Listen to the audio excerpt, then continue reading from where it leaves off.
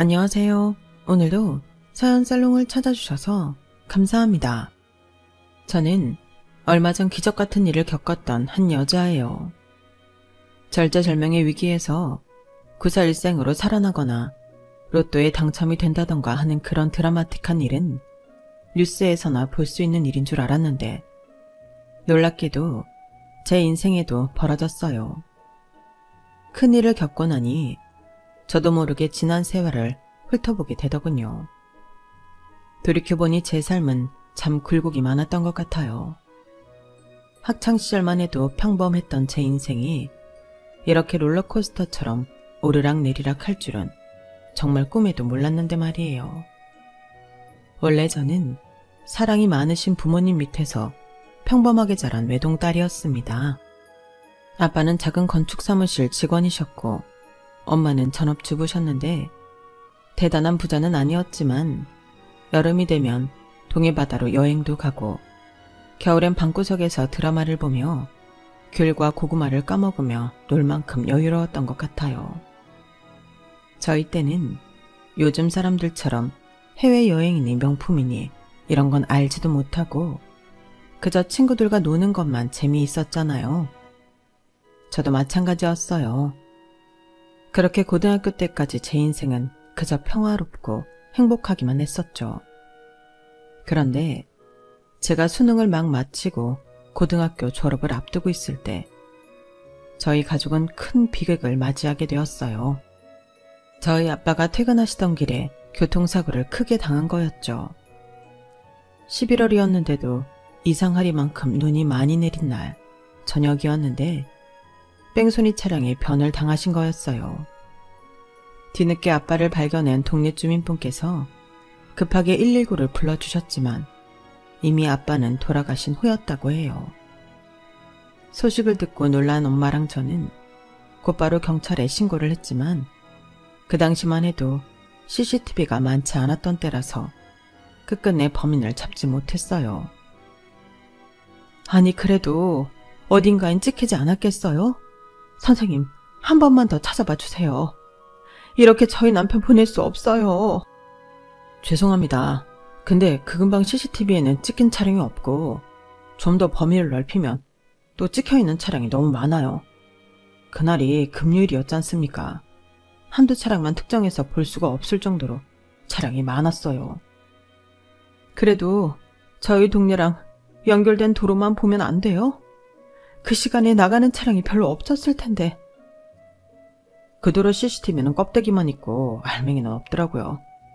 녹화되는 카메라가 아니에요. 죄송합니다. 답답한 마음에 엄마는 상복을 입은 채로 경찰서까지 가셔서 울분을 토했지만 할 수 있는 건 아무것도 없었죠.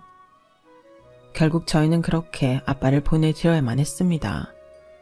아빠의 사고는 저와 엄마에게 엄청난 충격이었어요. 하루아침에 아빠를 보내드린 것만으로도 모자라 범인을 잡지도 못한 상황에 저희는 한동안 예전의 활기를 되찾을 수 없었죠. 대학 입학을 앞두고 들떠있던 저는 그 일의 충격으로 인해 성격 자체가 달라져 버리고 말았습니다. 그 전까지는 눈에 띄게 활발하진 않았어도 새로운 사람을 만나는 것에 스스럼이 없었던 성격이었지만 대학에 막 들어가 새로운 친구를 사귀고 선배를 만나는 일에 어려움을 겪게 되었어요. 더 정확히는 그 모든 일에 의욕을 찾을 수가 없었죠. 결국 저는 다소 조용하고 우울해 보이는 학생이 되고 말았답니다. 첫 단추를 잘못 끼우니 이후로도 대학 생활에 적응하기가 쉽지 않았습니다. 반년 동안 겉돌던 저는 이후에 한 선배를 만나게 되었는데요. 돌이켜보면 사람 인연이란 게 참 신기한 것이 처음 만났을 때는 전혀 예상치 못했는데 저랑 그 선배는 얼마 지나지 않아 사랑에 빠지게 되었답니다. 저랑은 5살 차이가 나는 선배였죠. 그 선배는 과에서도 유명한 모범생이었는데 학교에 복학하자마자 사람들이랑 잘 어울리다가 겉도는 절 발견하고는 챙겨주더군요. 보통 졸업 직전의 선배들 같은 경우엔 후배를 그렇게까지 잘 챙겨주지는 않는데 그 선배는 유독 절 많이 챙겨줬어요. 나중에 알고 보니 그 선배도 그 시기에 부친상을 당해서 많이 힘들어했다고 해요. 본인과 같은 아픔을 겪었다는 얘기를 듣고 더 눈에 밟혀 챙겨주고 싶은 마음이 들었다더군요. 그렇게 조금씩 서로 가까워지던 저희는 서로의 존재에 위로를 많이 받게 되었어요. 그러다가 연인으로 발전했는데 저는 삶에 활기를 되찾은 기분이 들 정도로 기뻤어요. 연애를 하는 동안 매일매일이 행복했고 그러다 보니 공부 능률도 올라갔죠. 저희는 제가 대학을 졸업하는 대로 결혼을 하자고 약속을 했답니다. 졸업하는 대로 나랑 결혼하자. 졸업해봤자 나는 23살인데 너무 이른 나이에 결혼하는 거 아니야? 결혼 안 하면 다른 사람이라도 만나보려고? 그건 아니지만 어차피 할 결혼인데 지금처럼 예쁠 때 하는 게 좋잖아. 그때 남자친구는 이미 돌아가신 아버지가 일궈놓은 회사에 취직을 해서 일을 하고 있었기에 경제적으로 어려울 것도 없었어요. 남자친구의 집안 어르신들도 그 회사에서 임원급으로 일을 하고 계셨고 어머니도 맡고 계신 자리가 있어서 집안 자체도 잘 사는 편이었죠. 덕분에 걱정 없이 결혼을 약속한 저희는 1년도 남지 않은 저의 졸업을 기다리고 있었는데 공교롭게도 그때 제가 임신을 하고 말았습니다. 계획했던 일이 아니라 전 많이 당황했는데 남자친구는 오히려 잘 됐다며 이참에 미리 양가 부모님께 인사를 드리자고 하더군요. 그래서 저희는 임신 사실은 숨긴 채로 양가 어머님께 인사를 드리러 갔죠. 저희 엄마는 제가 너무 이르게 결혼 이야기를 꺼내자 처음엔 당황하셨어요. 하지만 남자친구가 본인 나이에 맞지 않게 어른스러운 모습을 보고 꽤 마음에 들어하셨어요. 남자친구의 긴 설득 끝에 마지 못한 척 결혼을 허락하셨지만 제 눈에는 엄마가 처음부터 남자친구를 마음에 들어한 게 눈에 보였죠. 그때까지만 해도 저희 결혼이 순조롭게 잘 진행될 줄 알았어요. 하지만 남자친구의 엄마, 예비 시어머니를 만나고 나서 저희의 희망은 산산조각이 나게 되었죠. 어디서 근본도 없는 기집애를 데려와서 결혼을 하겠대? 네 아빠가 하늘에서 보면 퍽이나 좋아하겠다. 엄마, 사람 면전화도 되고 무슨 소리야. 딱 봐도 그저 그런 집안에 게다가 아빠도 없이 자란 앤데 너야말로 엄마한테 이게 뭐 하자는 거야? 엄마가 너 이따구로 살라고 그렇게 열심히 키운 줄 알아? 야, 너 우리 애 어떻게 꼬셨니?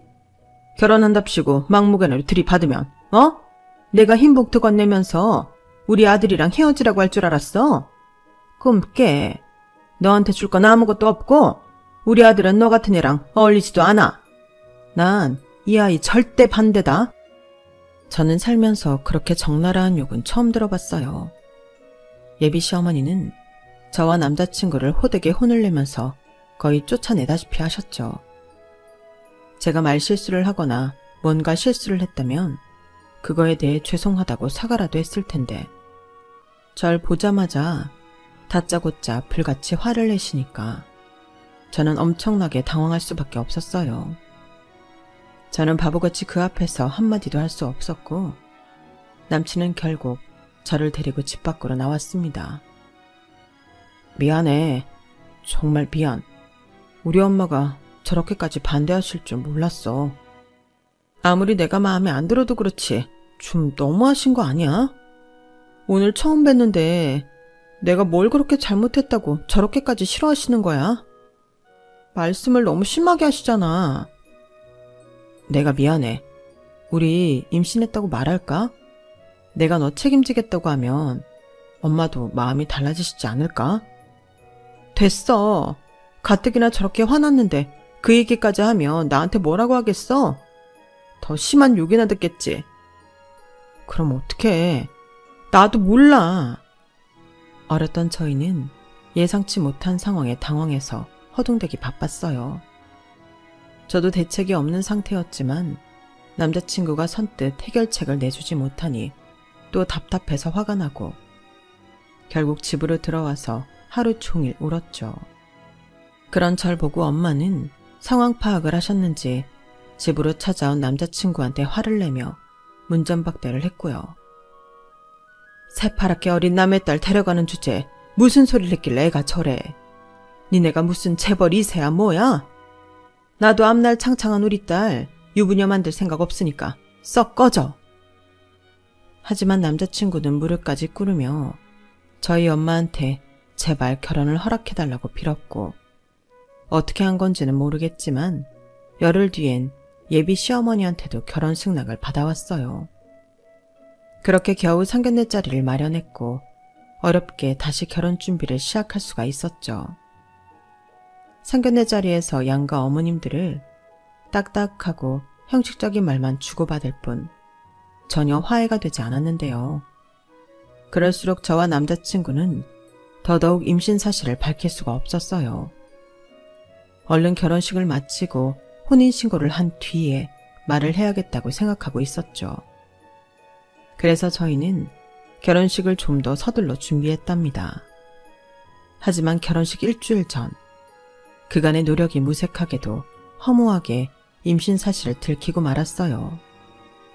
예비 시어머니가 남자친구의 카드 내역에서 산부인과가 찍힌 걸 우연히 발견했던 겁니다. 예비 시어머니는 그 길로 곧장 저희 집을 찾아와서 현관문 문을 부서져라 두들겼습니다. 누구세요? 나와보세요. 어디서 이런 엄청난 짓을 저질러 놓고 퍼질러 자고 있어? 내가 기가 막혀서 정말. 어디서 남의 씨를 받아와갖고는 누구 아들 인생 망치려고 하냐고. 아주 작정을 했네. 작정을 했어. 아니 사부인, 주말 아침부터 이게 무슨 일이세요? 난데없이 찾아와가지고는 이게 무슨 행패예요? 사부인? 누가 당신 사부인이에요? 그쪽 딸 간수를 제대로 못해서 이런 사달이 난 거 아니에요? 애가 벌써 임신 4개월 차랍니다. 4개월 차. 그쪽도 알고 있었어요? 예비 시어머니의 말에 엄마도 충격을 받고 말문이 막히시고 말았죠. 당시 엄마는 돌아가신 아빠 자리를 대신해서 일을 하고 있었기 때문에 제 몸 상태를 알아차리시기가 더 어려웠거든요. 그래서 더 큰 충격을 받으신 것 같았죠. 엄마가 놀라거나 말거나 예비 시어머니는 원색적인 비난을 퍼부어댔어요. 내가 저딴 걸레 같은 년을 하마터면 며느리로 들일 뻔했다고. 순진한 우리 아들이 깜빡 속아 넘어갔으면 생각만 해도 치가 떨려서 하마터면 팔자에도 없는 남의 새끼 키울 뻔했어. 도대체 딸내미 교육을 어떻게 시켰으면? 뭔 소리예요. 누가 봐도 애 아빠는 당신 아들인데 어리고 순진한 남의 딸 인생 망쳐놨으면 책임은 그쪽에서 져야 할 거 아니야. 어디서 지 아들 교육 제대로 못해놓고 뚫린 입이라고? 입으로 똥을 싸고 앉아있어. 뭐? 입으로 뭘 해? 내가 전년 딱 봐도 관상이 술집 여자 같을 때부터 알아봤는데 모녀가 쌍으로 천박하게 그지없. 화를 참지 못한 엄마는 저희 모녀를 욕하는 예비 시어머니의 머리채를 잡아채버렸고 아프다고 꽥꽥 소리를 지르던 예비 시어머니도 저희 엄마의 머리끄댕이를 잡았어요. 둘은 서로 머리를 잡고 뒹굴기 시작했죠. 저는 놀라서 맨발로 현관 밖을 뛰쳐나갔고 그때서야 택시를 타고 헐레벌떡 도착한 남자친구가 기겁을 하며 뛰어왔어요. 저희가 아무리 두 사람을 뜯어 말려보려고 해도 워낙 둘 다 힘이 세서 떼어놓을 수가 없었죠. 결국 주민의 신고로 경찰서까지 다녀오고 나서야 두 사람은 진정할 수가 있었답니다. 경찰서를 다녀온 뒤 저는 엄마한테 수십 차례 등짝 스매싱을 맞았고 그동안의 일을 곧이곧대로 털어놓게 되었어요. 원래부터 사고를 쳐서 급하게 결혼을 하려고 했던 게 아니라 결혼을 하기로 약속하고 나서 얼마 뒤에 임신 사실을 알았다는 말을 1시간이 넘게 말씀드려 겨우 엄마를 설득할 수 있었어요. 처음부터 엄마를 속이려고 했던 게 아닌데 양가 어머니 두 분 다 분위기가 너무 안 좋아서 결혼식을 올리고 나면 그때 말을 하려고 했다고요. 거짓말해서 미안해, 엄마. 근데 나도 너무 당황스럽기도 하고, 그리고 어차피 결혼할 거였으니까 괜찮다고 생각했어. 그래서 이제 어떡할 건데? 난 저 집안에 너 시집가는 꼴 못 봐. 그럼 애 낳는 것도 다시 생각해 봐야 하는 거 아니야? 지워야 할 거 아니야, 애를. 뭐? 어떻게 그건 살인이야, 엄마. 내가 무슨 고등학생도 아니고 어엿한 성인인데. 이게 무슨 살인이야? 그건 아직 사람도 아니야, 이 화상아. 일단 너부터 생각을 해야 할 거 아니야, 너부터. 엄마의 마음을 이해 못하는 건 아니었지만 그때 저에겐 아이의 존재가 너무나 생생하고 또 선명했어요. 분명히 살아있는 생명인데 이 아이를 죽인다는 게 산모로서 도저히 용납되지가 않더군요. 머리로는 아이를 낳는 게 더 힘들 거라는 건 알면서도 저는 끝내 아이를 지우겠다는 엄마의 말에 동의할 수가 없었죠. 엄마는 그런 저를 보고 이틀 밤을 꼬박 새우시면서 괴로워하셨어요. 결국 3일째 되는 날, 엄마는 저에게 아이를 낳아서 키우자고 해주셨죠. 그래도 그 집안에는 절대 시집 안 보낼 거야. 지 아들 내뵌 거 알자마자 개거품 물고 지랄하는 꼴을 보니 어차피 그딴 집안에 가봤자 너만 고생이다. 애는 우리 둘이 키워보자. 너도 젊으니까 어떻게든 되겠지. 아, 저 화상. 이미 양가 어머니들이 머리채까지 잡고 싸웠는데 제가 생각해도 결혼은 얼토당토 않은 일이었고 엄마 말이 틀린 게 하나도 없었어요. 저를 보자마자 처음부터 절 싫어해서 온갖 막말을 쏟아붓는 예비 시어머니랑 한 가족이 된다는 상상만으로도 끔찍했죠.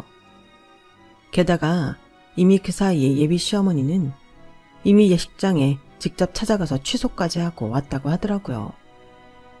저는 마음을 단단히 먹고 남자친구를 불러냈어요.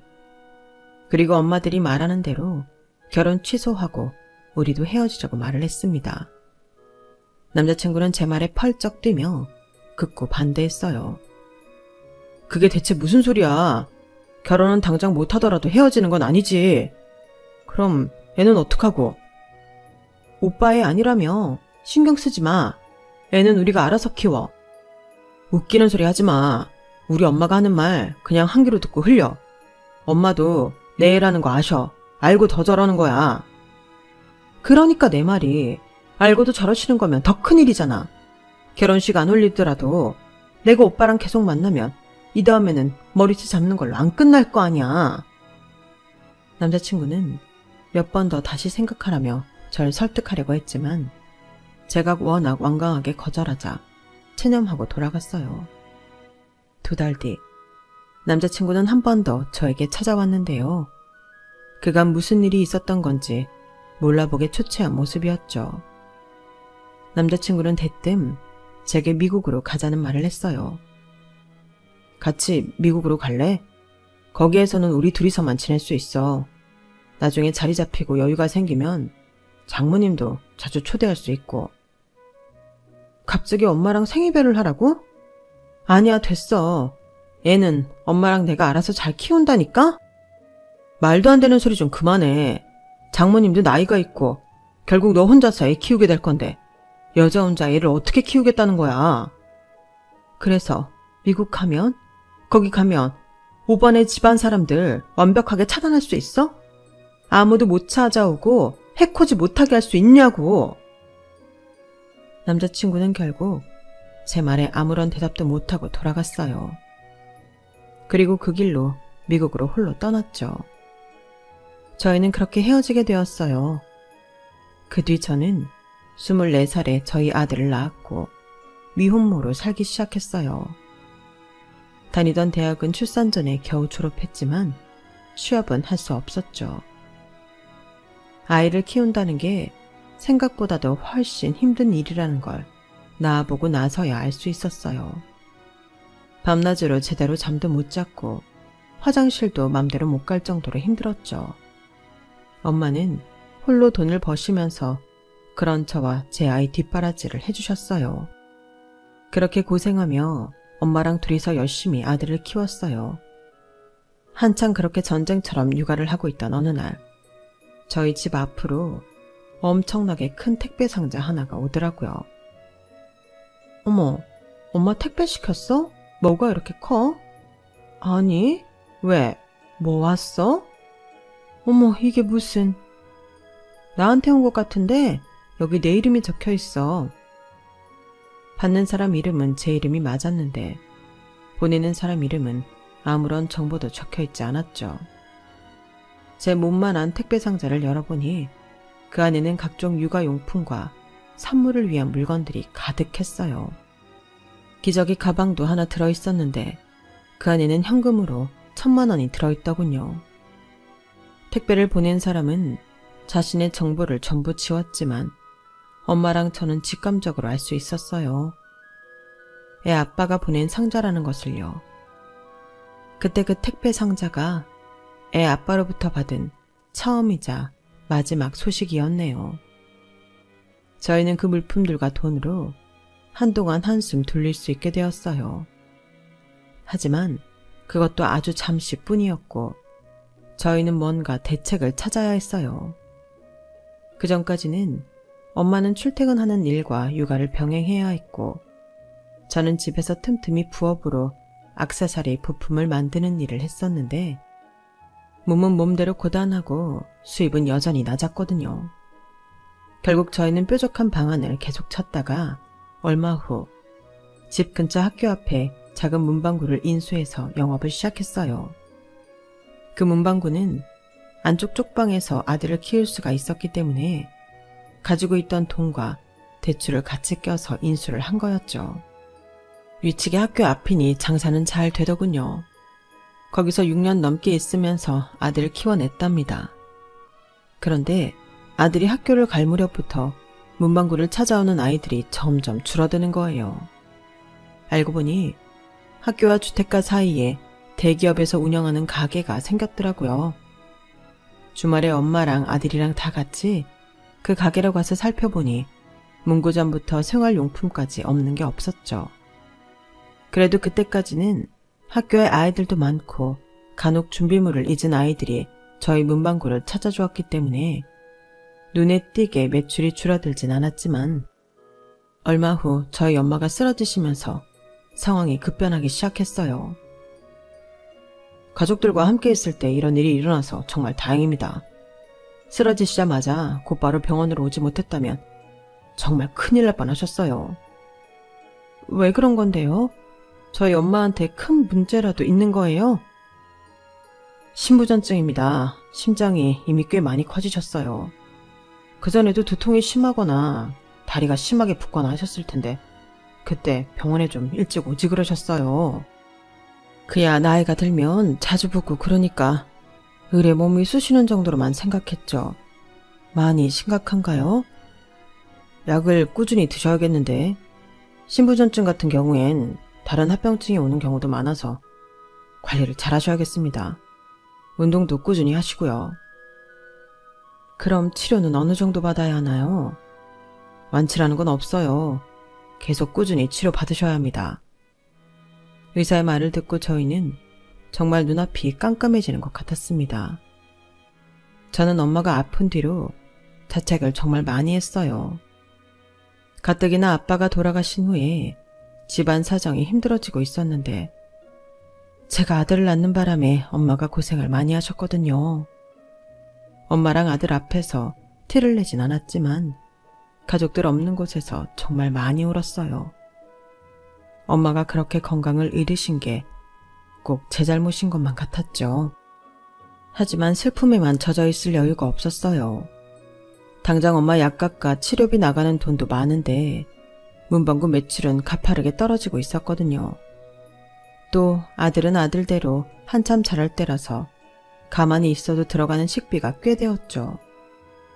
문방구를 운영하면서도 부업 일을 다시 시작했고 밤을 새면서까지 일을 했지만 여전히 세 식구가 살아가기엔 부족하더군요. 얼마 지나지 않아서 결국 저희 문방구는 망했고 겨우겨우 싼 값에 가게를 넘기게 되었어요. 그 과정에서 저희 가족은 빚만 떠안게 되었고요.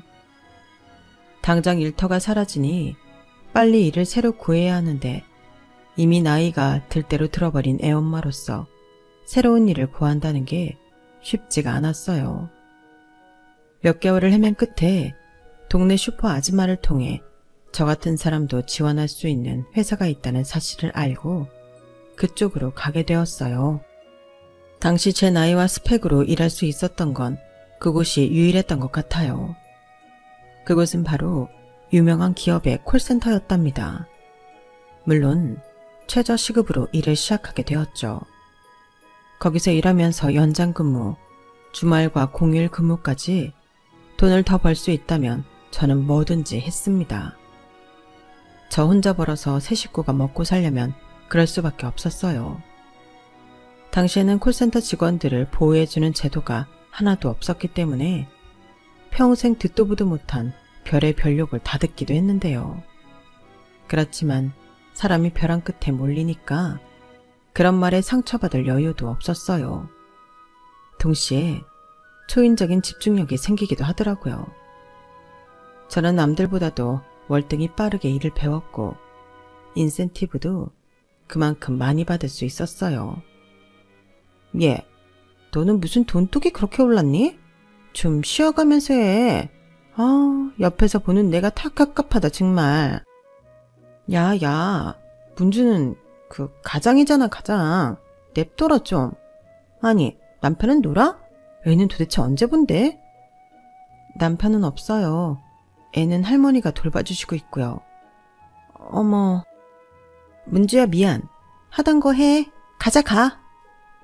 같이 일하는 사람들에게까지 독하다는 소리를 들어가면서 지독하게 일을 했죠. 하지만 그럼에도 여전히 돈은 빠듯했어요. 엄마가 병세가 계속 악화되셨거든요. 심장이 제 역할을 못하니 다른 장기들도 무리가 가서 손상되기 시작했고 엄마는 점점 음식도 제대로 드시지 못하게 되셨어요. 결국 저는 일을 늘려서 출근하기 전 새벽 5시에 건물 청소도 같이 했습니다. 아픈 엄마의 병간호는 그 사이 철들어버린 아들이 대신 해주고 있었어요. 그 고사리 같은 손으로 죽도 하고 반찬도 잘게 잘라 할머니를 먹여드리면서요. 저희의 이런 노력에도 불구하고 엄마는 결국 3년 뒤에 세상을 떠나고 말았답니다. 3일장을 하는 내내 아들과 부둥켜 안고 얼마나 울었는지 몰라요. 못난 딸을 만나서 고생만 하다간 우리 엄마. 딸의 일이라면 항상 두 팔 걷어붙이고 나서서 행동해주던 엄마가 이제 세상에 없다고 생각하니까 솔직히 두려운 마음도 많이 컸죠. 병상에 누워 계셨다고 해도 엄마는 존재만으로 저에게 든든한 분이었거든요. 아빠를 보내드릴 때랑은 또 다르게 세상에 홀로 남은 기분이 들기도 했어요. 제가 키워내야 하는 제 아들이 없었다면 아마 저는 끝끝내 슬픔에서 헤어나오지 못했을지도 몰라요. 엄마를 보내드리고 나서 이듬해에 저희 아들은 중학생이 되었습니다. 아들은 사춘기인 나이가 되어서도 반찬 투정 한 번을 안 했어요. 어릴 때는 천진난만하고 개구장이었는데 어느새 어른보다도 더 철이 들어서 공부에만 매진을 하더군요. 퇴근하고 집에 들어가면 아들은 옆에 바퀴벌레가 지나가고 있어도 모를 만큼 책만 보고 있더라고요. 그런 모습을 보면 그 나이 때만 즐길 수 있는 것들을 제대로 즐기지 못하는 것 같아서 저는 그게 참 속상했죠. 그러다가 중학교 3학년이 되었을 때 저는 학부모 상담에서 담임 선생님께 아들을 특목고에 보내라는 제안을 받았어요. 이미 한솔이한테 얘기를 해봤는데 애가 딱 잘라 싫다고 하더라고요. 그치만 이 주변의 일반 고등학교가 그렇게 학업 분위기가 좋지 않다는 거 어머님도 아시잖아요. 한솔이 정도면 조금 낮은 특목고에는 충분히 갈 만한 성적이거든요. 어머님이 한 번 더 한솔이랑 얘기 나눠보시는 게 좋을 것 같아요. 처음 듣는 이야기였어요. 저는 그날 당장 집에 들어가자마자 아들에게 물어봤죠. 한솔이 너 선생님이 특목고 원서 넣어보라고 했다며. 근데 안 간다고 했어. 왜? 거기 가면 공부 잘하는 친구들이랑 인맥도 쌓을 수 있고 서로 공부하면서 더 많은 걸 배울 수 있대. 일반 고등학교보다 환경이 훨씬 좋다더라. 그런데 왜 안 가? 그런데 잘못 가서 내신 성적 못 받고 대학 진학 잘 못하는 사람들도 있대. 지금 우리 학교도 일반 고등학교처럼 분위기 별로인 건 똑같아. 근데 계속 전교 1, 2등 해왔잖아. 나는 일반 고등학교 가도 잘할 수 있으니까 걱정하지 마. 등록금 때문에 그래? 엄마가 특목고 학비 다 대줄 수 있어. 너 가고 싶으면 특목고 가도 돼. 그런 거 아니야. 진짜야. 아들은 절대 돈 때문이 아니라면서 끝까지 일반 고등학교로 진학하겠다고 저를 설득했습니다. 새로운 환경에 적응하는 것보다 보던 친구들과 계속 함께인 게 더 좋고 등하교도 편하고 어쩌고. 결국은 아들의 뜻대로 일반 고등학교에 진학하기로 결정이 되었지만 그래도 저는 계속해서 마음이 쓰이더군요. 그렇게 일반 고등학교에 진학한 아들한테 저는 뭐라도 더 해주려고 과외를 붙여줄까 학원을 보내줄까 묻었지만 아들은 한사코 손을 저으며 필요 없다고 했어요. 실제로 고등학교를 가서도 전혀 성적이 떨어지지 않았으니 제 입장에서도 더 이상 할 말이 없긴 했죠. 아들은 선배들 문제집을 물려받아가면서 정말 지독하게 자린고비처럼 공부를 했답니다. 저 역시 그런 아들을 보면서 더욱더 일을 열심히 했죠. 평일 주말 안 가리고 닥치는 대로 일을 하던 저는 아들이 고3이 될 때쯤엔 직장 내에서도 팀장으로 승진할 수 있었어요. 그리고 그때쯤이 돼서야 모든 대출금을 갚을 수가 있었답니다. 다달이 대출금으로 들어가던 비용이 고스란히 손으로 들어온 걸 처음 본 그날. 저는 당장 최고급 한우를 사와서 야자를 끝내고 온 아들한테 구워주었던 기억이 나네요. 대출금을 다 갚고 나서도 저는 투잡을 멈추지 않았어요. 아들 대학만큼은 반드시 아들이 가고 싶은 곳을 보내주어야겠다고 생각했거든요. 대학 입시 원서를 쓸 때가 오자 아들은 아니나 다를까 장학금을 받을 수 있는 곳부터 찾더군요. 저는 그때만큼은 지지 않았어요. 아들 앞으로 통장을 꺼내놓고는 이미 등록금은 다 벌어놨으니 갈 수 있는 제일 좋은 대학을 가라고 했죠. 성적이야 차고 넘쳤던 저희 아들은 제 통장을 받아들고는 우리나라에서 제일 좋다는 대학교에 경제학과를 들어갔습니다. 그리고 저는 아들이 대학을 다니는 6년 동안 계속해서 투잡을 이어가며 뒷바라지를 했어요. 그 사이 당뇨가 오면서 조금 고생하긴 했지만 그렇게 심한 정도는 아니었기에 아들이 대학을 졸업할 때까지 버틸 수는 있었어요. 제 노력에 보답하듯 아들은 대학 졸업을 하기도 전에 취업까지 성공하게 되었답니다. 요즘 같은 취직난에 졸업도 하기 전에 대기업에 붙다니 이만한 경사가 따로 없었죠. 졸업식 날 꽃다발을 들고 아들 학교에 갔는데 저로서는 대학교라는 공간을 거의 30년 만에 처음 가게 된 거였어요. 학사모를 쓰고 있는 아들을 보니 얼마나 늠름해 보이던지 가슴이 벅차오르기까지 했어요. 그리고 그 옛날 제가 대학교 졸업을 앞두고 아들을 가졌을 때부터 그간 겪어왔던 일들이 전부 파노라마처럼 스쳐 지나가더군요. 눈물샘이 터져서 사진을 찍는 순간조차 눈앞이 흐리고 눈물 범벅이었어요. 아들은 그런 저를 안아주고 저희는 두 손을 꼭 붙잡고 집으로 들어왔죠. 그런데 집 앞에 웬 번쩍번쩍한 외제차가 하나 서 있는 겁니다. 저희가 다가가자 운전석에서 어떤 중년 남성이 내려서 저희를 보더군요. 혹시 박문주 씨랑 박한솔 씨 되십니까? 네, 맞는데요. 누구세요? 아, 저는 장철홍이랑 같이 사업했던 친구입니다. 괜찮으시다면 저랑 잠깐 얘기 좀 하시겠습니까? 그게 누군데요? 엄마 알아? 26년 만에 들어본 그 이름에 저는 심장이 뚝 멈추는 줄 알았어요. 살면서 애아빠 생각이 한 번도 나지 않았다는 건 아니었지만 그래도 남의 입을 통해서 그 이름을 듣는 건 26년 만에 처음이었거든요. 상상도 못했던 일이었죠. 경황이 없는 채로 그 사람을 집 안으로 들이고 커피 한 잔을 하는데 그 사람은 그간 애아빠가 어떻게 살았는지 저희에게 이야기해 주었어요. 길고 긴 얘기였죠. 애아빠는 그 옛날 저와 헤어질 당시 가족들과 크게 싸우고 미국으로 건너간 거였다고 합니다. 그 당시 예비 시어머니가 저를 그렇게도 싫어했던 이유는 본인이 점 찍어두었던 다른 며느리감이 있었기 때문이었다고 해요. 애아빠는 그런 예비 시어머니와의 관계도 틀어지고 미국에서 지내면서 집안의 도움을 받지 않고 혼자서 자수성가를 하려고 노력했는데요. 그런데 그 사이 자기 아버지가 일궈놓은 회사를 예비 시어머니랑 같이 운영하던 작은 아버지가 예비 시어머니를 회사에서 내쫓고 그 회사를 혼자 독식해버린 겁니다. 예비 시어머니는 한순간에 길바닥에 나앉게 되고 애아빠는 그걸 차마 모른 척할 수 없어서 어머니를 미국으로 데려가 보살펴드렸다고 해요. 어머니는 돌아가시는 그날까지 그때의 일로 인한 우울증과 대인기피증으로 고생하시다가 갔다고 합니다.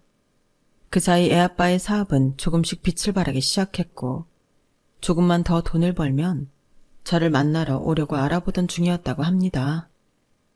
하지만 애아빠의 사업은 얼마 안 가서 한순간에 망해버렸다고 해요. 그때 전국이 아주 난리였죠. 한국에서도 맨날 뉴스에 나왔을 거예요. 그때 은행 돈 빌렸던 사람 중에 망한 사람들 엄청 많았거든요. 빚도 많이 생겼고요. 처음이랑 저도 그때 한 달인가 노숙까지 했었어요. 저는 다시는 사업 같은 건 꿈도 꾸지 말아야지 싶었는데 철옹이 그놈은 다시 사업을 할 생각을 하더군요. 그때 저희가 벌써 40이 넘었었는데 그 나이에 식당 청소도 하고 택시 운전도 하면서 장장 5년 동안 돈을 모았어요. 밥도 제대로 못 먹고 잠도 제대로 못 자면서 그렇게 악착같이 돈을 모으더니 다시 사업을 시작하자며 저를 찾아왔죠. 처음에는 사무실 차릴 돈도 없어서 철옹이가 사는 단칸방에서 먹고 자고 일을 했습니다. 틈틈이 생을 벌려고 알바도 하면서요. 그러다가 3년 만에 처음 투자를 받기 시작했고 10년 만에 이렇게 성공하게 되었네요. 길바닥에서부터 여기까지 다시 재기하는데 꼬박 15년이 걸린 셈이죠. 그럼 아버지는 어디 계세요? 예, 아버지는 작년에 돌아가셨다. 재기에 성공해놓고 한국으로 돌아갈 날만 고대하고 있었는데 작년에 우리가 살던 마을에서 총기 난사 사건이 있었어. 네 아버지도 피해자 중 한 명이었지. 병원에서 꼬박 3일간 사경을 헤매다가 결국 사망했단다. 이 친구가 생전에 미리 유서를 작성해 두었더군요. 내용이 전부 문주 씨 얘기뿐이었어요. 철옹이 앞으로 재산이 100억이 넘는데 전부 문주 씨랑 아들한테 물려주라고요. 옛날부터 그 친구가 술만 들어가면 문주 씨 얘기를 참 많이 하긴 했어요. 자기가 참 못난 짓을 했다고요. 그렇게 죽을 때까지 미안해하면서 살다 갔어요. 그러면서 그 친구분은 저희에게 100억이 든 통장과 편지봉투 한 통을 넘겨주고 가셨어요. 편지봉투를 열어보니 두툼한 종이 몇 장이 들어있었는데 읽어보니 그건 유언이라기보단 편지에 가까웠어요. 아들과 함께 그 글을 읽어내려가는데 저는 눈에 익은 애아빠의 필체를 보자마자 울음이 터져 나왔어요. 옆에서 아들이 아무리 위로를 해주어도 도저히 눈물을 참을 수가 없었죠.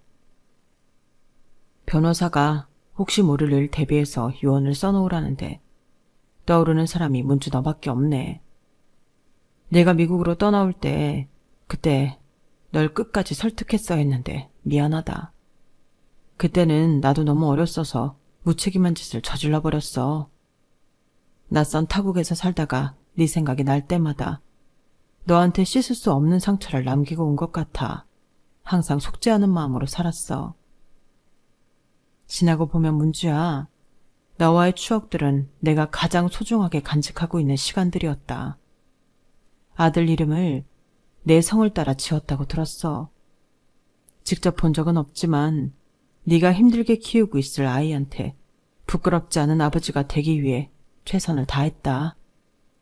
다시 사업을 시작하고 재기에 성공하기까지 항상 너희를 찾아가겠다는 목표만 생각했어. 이렇게 변호사도 고용하고 유서도 작성하니 그 시기가 얼마 남지 않은 것 같아 설레는구나. 정말 만약 나에게 무슨 일이 생겨 이 글을 너희가 읽게 된다면 부디 나를 용서해 주길 바란다. 내 유산이 지난 세월 동안 받은 상처를 다 치유해 주진 못하겠지만 그래도 작은 힘이 되길 바래. 한자 한자 꾹꾹 눌러 담은 애아빠의 진심이 고스란히 느껴지더라고요. 어디서 무엇을 하며 살던 나보다는 덜 행복했으면 하고 바란 적도 많았지만 그렇다고 사망 소식을 듣고 싶었던 것은 아니었거든요. 애아빠도 나처럼 참 힘든 세월을 보내다 갔구나 싶어서 저는 며칠 동안이나 그 편지를 꺼내보면서 하염없이 울었네요. 그리고 애아빠가 저희에게 남겨준 그 엄청난 금액의 유산은 아들에게 그대로 넘겨주었습니다.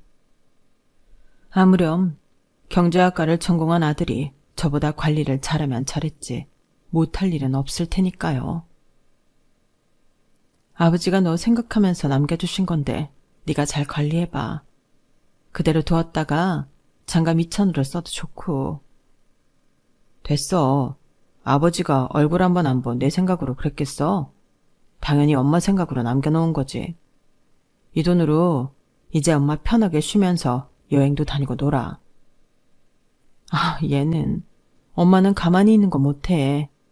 한평생 일을 해서인지 이제는 가만히 있으면 좀이 쑤셔서 그것도 못할 거다. 저번에 병원 다녀와서 며칠 쉴 때도 얼마나 무료했는지 몰라. 그래? 알았어. 그래도 일단 다니던 회사는 관둔다고 해. 다른 일 하게 됐다고 하고. 그때는 아들의 말이 무슨 말인지 이해 못하고 그저 하라는 대로 다니던 곳들을 관뒀는데요. 그로부터 몇 개월 뒤에 아들은 건물 하나를 매입해왔어요. 그것도 제 명의로요. 그러면서 저에게 틈틈이 건물 관리하면서 지내시라고 하더군요. 평생 1,000원 한 장 아까워서 벌벌 떨었던 저는 그 큰 돈을 어떻게 쓸지 감도 안 왔는데 경제 공부를 해서인가? 아들은 알아서 척척 돈을 배치할 줄 알더라고요. 저에게는 제 명의의 건물을 하나 남겨주더니 나머지 금액으로는 제가 노후에 편하게 살 수 있는 집도 하나 마련하고 남은 돈은 나중에 본인이 장가갈 때 사용하겠다며 따로 관리하고 있는 것 같아요. 덕분에 올 초에는 하와이로 여행도 다녀오고 아들 덕에 요즘엔 편하게 지내고 있네요. 여기까지가 지난 세월 동안 제가 살아온 이야기랍니다. 돌이켜보니 참 굴곡이 많기도 하고 어리석기도 했던 삶이었네요. 큰 집과 여유로워진 형편보다도 여전히 저와 함께 지내며 틈틈이 저와 시간을 보내려고 하는 아들이 곁에 있다는 게 제 인생의 가장 큰 행운이지 않나 싶어요. 억만금을 준다고 해도 제 아들이 저와 이렇게 좋은 시간을 보내지 못한다면 지금처럼 행복하진 않았을 것 같네요. 아마 제 이야기에 공감을 하시는 분들도 많이 계시리라 생각합니다. 저와 제 아들에게 커다란 기적이 찾아왔던 것만큼 여러분들의 인생에도 큰 열매를 맺으시길 기도하겠습니다. 오늘도 좋은 하루 되세요. 여러분, 사연 댓글에 응원과 현명한 조언 부탁드려요. 좋아요와 구독은 저에게 큰 힘이 됩니다. 오늘도 좋은 일 가득하세요.